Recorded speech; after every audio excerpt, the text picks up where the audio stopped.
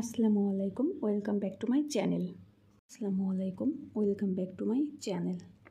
কেমন আছেন সবাই? আশা করছি ভালো আছেন। আমি আজকে আটা দিয়ে নরম ফুলকো লুচি তৈরি দেখাবো। চলুন দেখে নেওয়া যাক। আমি প্রথমে একটি বাটিতে 2 কাপ আটা নিয়েছি এবং সাথে দিয়ে দিচ্ছি 2 চামচ চিনি, স্বাদ মতো লবণ। এবার শুকনো উপকরণগুলো ভালোভাবে মিশিয়ে নিচ্ছি।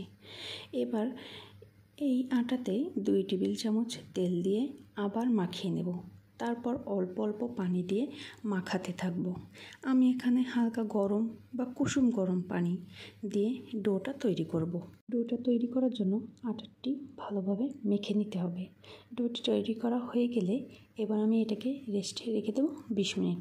এই ফাঁকে চলুন দেখে নিই আলুর দম রান্নার সহজ রেসিপি। একটি কড়াইয়ে পরিমাণ মতো তেল দিয়ে সেই তেল হালকা গরম হলে তাতে দিয়ে দেবো কয়েক টুকরা দারচিনি, লবঙ্গ এবং 6-7টি এলাচ। এবার পেঁয়াজ কুচি দিয়ে হালকা বাদামি না হওয়া পর্যন্ত ভাজতে থাকবো। হালকা বাদামি হয়ে এলে এখানে 2 চা চামচ আদা রসুন বাটা দিয়ে একটু নেড়ে নিব। তারপর একে একে মরিচ গুঁড়া, গরম মশলা গুঁড়া, ভাজা জিরা গুঁড়া এবং স্বাদ মতো লবণ দিয়ে মশলা কষিয়ে নেব। মশলা যাতে পুড়ে না যায় সেজন্য দিয়ে দেব সামান্য পানি এবং মশলা ভালোভাবে কষিয়ে নেব। মশলা ভালোভাবে কষানো হয়ে গেলে এতে দিয়ে দেব কেটে রাখা আলু। আবার একটু নেড়েচেড়ে ভালোভাবে কষিয়ে নেব।